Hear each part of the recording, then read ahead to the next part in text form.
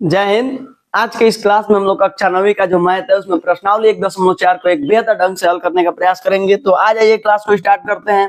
देखिए सबसे पहले दिया है प्रश्नावली 1.4 में जो पहला सवाल है दिया है कि बताइए नीचे दी गई जो संख्याएं हैं इनमें कौन कौन सी जो संख्याएं परिमेय हैं और कौन कौन सी जो संख्याएं वो क्या है अपरिमेय है। यानी कि हमें यहाँ पे कुछ संख्याएं दी हुई हैं, इन्हें हमें देख के बताना है, सोच के समझ के बढ़िया से बताना है कि कौन सी संख्या जो है परिमेय है और कौन सी जो संख्या है वो अपरिमेय है। ठीक है, तो देखिए बच्चा लोग मैं कुछ आपको बात बताने जा रहा हूं, उसको आप ध्यान से क्या करिएगा, समझिएगा। देखिए कोई भी संख्या जो है परिमेय है, ठीक है, हम परिमेय जो संख्या है और कोई भी संख्या है जो अपरिमेय है, क्या है, अपरिमेय है, ठीक है ना। तो इनको यदि आप जोड़ेंगे, कोई संख्या है परिमेय या अपरिमेय, ठीक है, आप इसको इधर और इसको इधर भी लिख सकते हैं, कोई दिक्कत नहीं है। यानी कि कोई भी संख्या परिमेय है और अपरिमेय है और उनको जोड़ेंगे जब ना आप, तो आपको हमेशा क्या ही मिलेगा, एक अपरिमेय संख्या मिलेगा। क्या मिलेगा, हमेशा और हमेशा एक अपरिमेय संख्या ही मिलेगा। यानी कि दुनिया की कोई भी संख्या हो जो परिमेय हो और दुनिया की कोई भी संख्या हो जो अपरिमेय हो, आप जब उनको जोड़ेंगे ना तो हमेशा और हमेशा क्या मिलेगा, आपको एक अपरिमेय संख्या मिलेगा। ठीक है, इसी पे समझ लेते हैं, यहीं पे माइनस का चिन्ह लगा देते हैं, थोड़ा सा वक्त बचाते हैं। कोई भी संख्या परिमेय है और कोई भी संख्या अपरिमेय है। जब परिमेय और अपरिमेय को, यानी परिमेय में से अपरिमेय को घटाइएगा तब भी आपको अपरिमेय मिलेगा। ठीक है, या इसी को उल्टा भी कह सकते हैं, यदि अपरिमेय में से भी आप परिमेय को घटाएंगे तो क्या मिलेगा, आपको अपरिमेय ही मिलेगा। ठीक है, तो आप ऐसे याद रखिए कि कोई भी संख्या परिमेय है और कोई अपरिमेय है, तो परिमेय और अपरिमेय को जोड़ेंगे या घटाएंगे तो हमेशा क्या मिलेगा, अपरिमेय मिलेगा। ये बात आपको याद हो जाना चाहिए। अब देखिए कोई भी संख्या है जो परिमेय है, ठीक है, कोई भी संख्या है जो अपरिमेय है और उनमें गुणा हो रहा है, ठीक है ना, तो भी आपको हमेशा और हमेशा क्या मिलेगा, अपरिमेय ही मिलेगा। यानी कि कोई संख्या है परिमेय अपरिमेय, ठीक है, उनमें जोड़ा जाए या घटाया जाए या गुणा किया जाए या भाग किया जाए, यहाँ पे भाग भी लिख लेते हैं, ठीक है, तो आपको जो मान हमेशा और हमेशा मिलेगा वो कैसा मिलेगा, एक अपरिमेय संख्या ही मिलेगा। ठीक है ना, मैं उम्मीद करता हूं कि ये बात आप समझ गए होंगे। आ जाइए इन सवालों को देखते हैं। देखिए दिया है पहला जो सवाल है, पहला सवाल यहाँ से जो दिया है कि 2 माइनस रूट 5। अब ध्यान से देखिएगा, ये जो 2 है यहाँ क्या है, एक परिमेय है। क्या है, एक परिमेय है कि नहीं है, बोलिएगा आप लोग, परिमेय है। और ये वाला जो है ये क्या है, एक अपरिमेय है। ठीक है, अपरिमेय है और परिमेय में से अपरिमेय को क्या किया जा रहा है, घटाया जा रहा है, तो आपको क्या मिलेगा, अपरिमेय। इसका मतलब ये है कि ये वाला जो संख्या दिया है यहाँ एक अपरिमेय है। ठीक है ना, अपरिमेय है। ठीक है, क्या है, अपरिमेय है। ठीक है ना, इसी तरह से आ जाइए दूसरा हल करने का प्रयास करते हैं। इसको देखिए दिया है 3 प्लस रूट 23 और क्या दिया है माइनस में रूट 23। देखिए इसको थोड़ा सा हल करिएगा, 3 प्लस रूट 23 माइनस रूट 23। तो देखिए ये वाला संख्या जो है प्लस में है और ये वाला जो है माइनस में, तो ये प्लस माइनस क्या हो जाएगा, कैंसिल हो जाएगा। केवल क्या बच रहा है, 3 बच रहा है। 3 कैसी संख्या है, परिमेय संख्या है, इसलिए हमारा जो पूरा दिया हुआ है यहाँ एक कैसी संख्या हो जाएगी, परिमेय संख्या हो जाएगी। ठीक है ना, यहाँ कैसा संख्या हो जाएगा, एक परिमेय हो जाएगा। इस तीसरा को समझने का प्रयास करते हैं। देखिए दिया 2 रूट 7 बटा में 7 रूट 7। ठीक है, अब देखिए इसको थोड़ा सा मैं और इसको फैलाता हूं, तो देखिए 2 गुणे रूट 7 लिख सकते हैं और बटा में इसको लिख सकते हैं 7 गुणा में रूट 7। अब देखिए रूट 7 से रूट 7 क्या हो जाएगा, कैंसिल हो जाएगा। क्या बच रहा है, 2/7। 2/7 एक ऐसी संख्या है, तो आपको याद होना चाहिए कि 2/7 एक परिमेय संख्या है। आई होप कि आप समझे होंगे। देखिए इसी तरह से जो चौथा है कौन सी दिया है, 1 में रूट 2। तो देखिए रूट 2 एक ऐसी संख्या है, अपरिमेय है, और ऊपर एक जो लिखा है यहाँ एक कैसी संख्या हो जाएगा, परिमेय। यानी अपरिमेय से परिमेय में भाग हो रहा है तो भी हमें क्या मिलेगा, अपरिमेय मिलेगा। क्या है, तो ये भी कैसा संख्या हो जाएगा, अपरिमेय हो जाएगा। और ये तो बिल्कुल आसान है, क्यों, क्योंकि पाई एक अपरिमेय संख्या है और 2 एक परिमेय है, और अपरिमेय और परिमेय में गुणा हो रहा है, तो यहाँ से ये सीधा और सीधा क्या लिख सकते हैं हम लोग, इसको हम लिख सकते हैं कि यहाँ एक कैसी संख्या है, अपरिमेय संख्या है। ठीक है ना, मुझे उम्मीद है कि यहाँ पहला सवाल आप लोग समझे होंगे। आ जाइए अगले सवाल की ओर बढ़ते हैं। देखिए कह रहा है कि निम्नलिखित व्यंजकों में से प्रत्येक व्यंजक को क्या करिए, सरल कीजिए, यानी कि हमें इसको बढ़िया से हल करना है। आ जाइए देखते हैं पहला सवाल जो दिया है 3 + √3 और एक पोस्ट में 2 + √2। देखिए इसमें कोई फार्मूले की जरूरत नहीं है, ठीक है ना।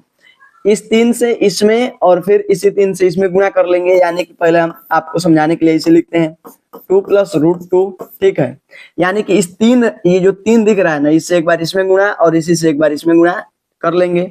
फिर यहाँ पे देखिए प्लस में है √3 तो यहाँ लिख लीजिए, और फिर इससे एक बार इसमें गुणा करेंगे और इससे एक बार इसमें भी करेंगे, तो यहाँ सही से लिख लीजिए। अब देखिए 3 से गुणा करिए 2 में तो 3 गुणा का हो जाएगा 6, प्लस 3 से √2 में गुणा करिएगा तो क्या होगा 3√2 हो जाएगा, फिर प्लस 3 रूट में है और इसमें 2 से गुणा करेंगे तो यहाँ से क्या हो जाएगा 2√3 और प्लस, और देखिए √3 है और √2 है, तो जब गुणा करिएगा तो जानते हैं क्या होगा √6 हो जाएगा। क्या है, आप एक बात याद रखिएगा, देखिए कोई भी संख्या इसे रूट में a है गुणे रूट में b है, तो जब हम लोग गुणा करते हैं तो अंडर रूट क्या हो जाता है a b हो जाता है, ठीक है ना। तो उसी तरह से यहाँ पे क्या है √3 है और गुणा में क्या है √2 है, जब इसको गुणा करेंगे आपस में यहाँ रूट में 3 × 2 हो जाएगा, यानी कि रूट क्या हो जाएगा 6 हो जाएगा, और इस तरह से √6 हो गया। अब देखिए यहाँ से अब कोई एक जैसा नहीं है, यानी कि हमारा जो है फाइनल आंसर यही हो जाएगा। अब हम लोग इसमें कुछ नहीं कर सकते हैं, ठीक है। यही हमारा क्या हो गया आंसर हो गया। आ जाइए दूसरा को समझने का प्रयास करते हैं। देखिए क्या दिया है 3 + √3 और एक कोष्ट में 3 - √3। इसको ध्यान से देखिएगा, क्या है a + b है, a + b a - b, बात समझ रहे हैं। इसमें a + b है और इसमें a - b है, तो देखिए जब भी कहीं रहे ऐसे a + b और एक कोष्ट में a - b, आप लोग लिख देंगे कौन सी a² - b², इसे आप लोग याद रखिएगा। तो देखिए एक कोष्ट में a + b एक कोष्ट में a - b है, तो यहाँ से क्या करेंगे हम लोग 3 का स्क्वायर माइनस में क्या कर देंगे √3 का स्क्वायर कर देंगे, ठीक है। 3 का स्क्वायर 9 हो जाएगा, माइनस अंडर√3 का स्क्वायर करेंगे तो 3 होगा, 9 में से 3 घटा देंगे तो क्या हो जाएगा 6 हो जाएगा। इस तरह से भी सवाल हल हो जाएगा। इस तीसरा को समझ लीजिए, यहाँ पे तीसरा को समझ लीजिए। देखिए दिया है √5 + √2 का कौन सी स्क्वायर। इसको क्या करिएगा आप लोग, देखिए a + b का होल स्क्वायर लगाएंगे। इसमें क्या करेंगे a + b का होल स्क्वायर क्या होता है a² + b² + 2ab होता है, ठीक है। फैला दीजिए इसको उसी पे, तो देखिए यहाँ से क्या हो जाएगा √5 का स्क्वायर हो जाएगा, प्लस में √2 का स्क्वायर हो जाएगा, प्लस 2 × a का मान क्या है √5 है और b का मान क्या है √2 है, ठीक है। और देखिए √5 का स्क्वायर करिएगा तो 5 होगा, प्लस में √2 का स्क्वायर करिएगा तो क्या होगा 2 होगा, प्लस देखिए यहाँ पे क्या हो जाएगा 2, और √5 से √2 में गुणा करेंगे तो अंडर रूट में क्या हो जाएगा 10। अब 5 का 2 को क्या कर दीजिए जोड़ दीजिए, तो 5 × 2 = 7 प्लस 2√10। गलती से इसको मत जोड़ दीजिएगा ना, तो क्या हो जाएगा गलत हो जाएगा, ठीक है ना। अगला सवाल देखिए चौथा जो दिया हुआ है √5 - √2 और एक कोष्ट में क्या है √5 प्लस √2 है, ठीक है। तो देखिए फिर से a - b a + b है, तो वही सूत्र लगाएंगे। इसको इधर भी लिख सकते हैं, कोई दिक्कत नहीं है, क्योंकि बीच में गुणा का चिन्ह है, और गुणा में अंक को आगे पीछे लिखने से यानी कि क्रम को इधर उधर करने से कोई दिक्कत नहीं होता है। तो हम इसमें भी वही सूत्र लगाएंगे, यानी कि a + b एक कोष्ट में क्या है a - b, तो इसको लिख सकते हैं हम लोग a² - b², ठीक है। बार बार आप लोगों को जब कॉपी में हल करिए सवालों को तो इन सूत्रों को लिखा करिए, बार बार लिखने से प्रैक्टिस होता है और ये सारे सूत्र जो होते हैं आपको बढ़िया से याद हो जाते हैं और जीवन भर काम आते हैं। देखिए यहाँ से हो जाएगा, यहाँ से √5 का स्क्वायर और यहाँ से हो जाएगा माइनस √2 का स्क्वायर। 5 का जब वर्ग √5 का वर्ग करेंगे तो 5 होगा, माइनस √2 का वर्ग करेंगे 2 होगा, 5 में से 2 घटा दीजिएगा तो क्या आ जाएगा 3 आ जाएगा। मुझे उम्मीद है कि ये दूसरा वाला सवाल भी आप लोग समझे होंगे। आ जाइए अगले सवाल की ओर बढ़ते हैं। कह रहा है आपको याद होगा कि पाई को एक वृत्त की परिधि मान लीजिए c और उसके व्यास d के अनुपात में से परिभाषित किया जाता है, अर्थात पाई को हम लोग कह रहा है कि पाई को c/d के रूप में लिख सकते हैं। इस तथ्य का अंतर विरोध करता हुआ प्रतीत होता है कि पाई एक अपरिमेय संख्या है। इस अंतर विरोध का निराकरण आप कैसे करेंगे? आप मान लीजिए, देखिए यहाँ पे बहुत सवाल आसान है। मान लेते हैं कि c और जो d है ना, मान लेते हैं कि c और जो d है यहाँ पूर्णांक है। चलिए मान लेते हैं कुछ पल के लिए, मान लेते हैं कि c और d क्या है पूर्णांक है, और ये भी हम मान लेते हैं कि d जो है 0 नहीं है, ठीक है। यानी कि हम इस पाई को परिमेय संख्या के रूप में दिखाने का एक बार प्रयास करते हैं। मान लेते हैं कि सी और डी जो है पूर्णांक है और डी जो है 0 नहीं है, एक पल के लिए मान लेते हैं।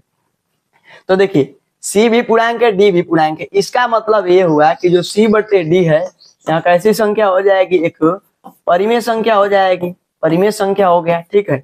लेकिन आपको पता होगा कि पाई जो है कैसी संख्या है, अपरिमेय संख्या है। इसका जो मान होता है 3.14 और ऐसे ही जाता रहता है, कभी खत्म नहीं होता है। यानी कि इसका जो दशमलव का प्रसार होता है वह अशांत अनावर्ती होता है।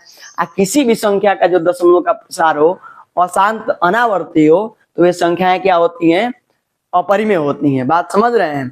कोई भी संख्या है जिसका दशमलव का प्रसार शांत है तो भी वो संख्या जो है मतलब परिमेय होगी। कोई संख्या अशांत है लेकिन अनवसानी है यानी आवर्ती है, बात समझ रहे हैं, अशांत आवर्ती होगा तो उसका जो संख्या का रूप होगा वह परिमेय के रूप का होगा। लेकिन अशांत और अनावर्ती होगा यानी कि वह संख्या जो है अपरिमेय संख्या है। यहाँ पाई को देखिए ध्यान से, इसका जो मान आता है दशमलव में आता है, अनंत तक आता है। इसका मतलब दशमलव का जो प्रसार है अशांत है, अनावर्ती है। इसका मतलब कि पाई एक अपरिमेय संख्या है।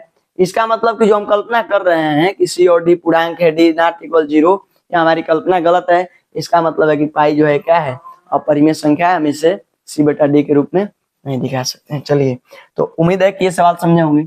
ये वाला सवाल देख लीजिए, अंडर रूट में 9.3 को निरूपित करना है। तो मैं इसके लिए एक अलग से वीडियो बना दूंगा जो कापी में बढ़िया समझा दूंगा। बोर्ड पे थोड़ा सा बनाने में दिक्कत होगा क्योंकि इसमें गोला प्रकार और मतलब पेंसिल वगैरह की जरूरत पड़ेगी, तो यहाँ पे इसको नहीं देखेंगे। एक वीडियो में बना करके प्लेलिस्ट में डाल देंगे, देख लीजिएगा वहां से। अब हम लोग आ जाते हैं निम्नलिखित के हरों का प्रमेयीकरण करने के लिए। कहाँ आ जाते हैं, निम्नलिखित के हरों का प्रमेयीकरण।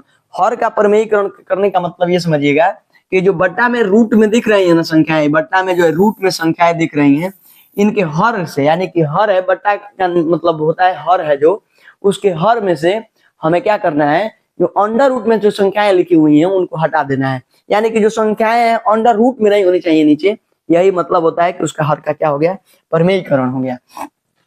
देखिए बहुत ही आसान है। जैसे पहला सवाल देखिए दिया है 1 बट्टे में √7। तो देखिए इसको हल करने के लिए क्या करिएगा, जो बट्टा में नीचे यानी कि जो हर है उसी हर से ऊपर और नीचे क्या कर देते हैं हम लोग, गुणा कर देते हैं। तो देखिए 1 से √7 में गुणा होगा तो √7 ही होगा।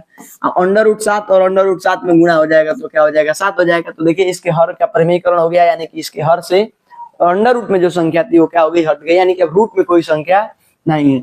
इसी तरह से इस दूसरे सवाल को देख के समझने का प्रयास करिए। देखिए दिया है 1 बट्टा में √7 माइनस √6, ठीक है। अब इसको देखिए, तो इसको क्या करिएगा आप कि जो हर है ना, तो हर में जो संख्या लिखा है, ठीक है, इसी से ऊपर और नीचे क्या करेंगे हम लोग, गुणा करेंगे। बस एक चीज का आप लोगों को ख्याल रखना है, जब भी हर में माइनस रहे तो आपको प्लस लगा के ऊपर नीचे गुणा करना है, जब प्लस रहे यहाँ तो आपको माइनस लगा करके क्या करना है, गुणा करना है। तो चूंकि यहाँ माइनस है तो हम यहाँ पे दोनों जगह क्या कर देंगे, प्लस कर देंगे। अब इसमें आप माइनस प्लस मत करिएगा, एक ही अंक है, जब ऐसे रहे तभी आपको माइनस प्लस चिन्ह यहाँ पे क्या करना है, बदलना है। तो उम्मीद है कि आप इसको समझ पा रहे होंगे। अब देखिए यहाँ से आगे बढ़ते हैं। √7 प्लस √6 से 1 में गुणा करिएगा तो कोई मान में परिवर्तन नहीं होगा, यानी कि √7 प्लस क्या हो जाएगा, √6 बटे। और फिर से हमने पीछे अभी समझाया है कि एगो कोष्ठ में a प्लस बी है और एगो में a माइनस बी है। देखिए यहाँ है और यहाँ है, इसको इधर और इसको इधर भी लिख सकते हैं, इसमें कोई दिक्कत नहीं है क्योंकि गुणा हो रहा है, गुणा में क्रम का कोई मतलब नहीं है इधर उधर करने से। तो देखिए यहाँ पे क्या कर दीजिएगा आप, √7 का वर्ग माइनस में क्या हो जाएगा, √6 का वर्ग। क्यों, क्योंकि a माइनस बी और a प्लस बी है कोष्ठ में, तो a का स्क्वायर माइनस क्या हो जाएगा, b का स्क्वायर हो जाएगा, ठीक है। अब यहाँ से देख लीजिए, यहाँ से √7 प्लस √6 बट्टे 7 का वर्ग करिएगा तो 7 हो जाएगा, मैंने √7 का वर्ग करिएगा तो 7 हो जाएगा, सॉरी, √6 का वर्ग करिएगा तो क्या हो जाएगा, 6 हो जाएगा। अब यहाँ से √7 प्लस √6 बट्टा में क्या हो जाएगा, 1 हो जाएगा। तो आप देख सकते हैं कि यहाँ पे हर में से जो है रूट खत्म हो गया है, यानी कि इसके हर का क्या हो गया, प्रमेयीकरण हो गया है। तीसरा सवाल यहाँ पे समझने का प्रयास करते हैं। देखिए दिया है 1 बट्टा में √5 प्लस √2, ठीक है। तो अब इसमें भी गुणा करते हैं, √5 माइनस कर देंगे यहाँ पे √2। क्यों माइनस कर रहे हैं अभी हमने बताया है, ठीक है। तो देखिए ऊपर गुणा करेंगे तो कोई मान में परिवर्तन नहीं हो रहा है, √5 माइनस क्या हो जाएगा, √2। और बटा में क्या करिएगा आप, देखिए ए प्लस बी है, ए कोष्ठ में क्या है, ए माइनस बी है। तो जब भी ए कोष्ठ में ए प्लस बी रहे, ए कोष्ठ में ए माइनस बी रहे, तो आप क्या करिएगा, ए का स्क्वायर यानी कि अंडर रूट 5 का स्क्वायर माइनस क्या हो जाएगा, यहाँ से अंडर रूट 2 का स्क्वायर हो जाएगा। ठीक है, देखिए under root 5 minus under root 2 ये ऐसे ही रह जाएगा यहाँ पे। ठीक है, देखिए रूट 5 का स्क्वायर करेंगे तो 5 होगा, माइनस रूट 2 का स्क्वायर करेंगे तो 2 होगा। यहाँ से under root 5 minus under root 2 बटा में क्या हो जाएगा, 5 में से 2 घटा दीजिए तो हो जाएगा 3। ये भी सवाल आप समझ गए होंगे। देखिए अगला जो सवाल है दिया है 1 बट्टे में रूट 7 माइनस 2।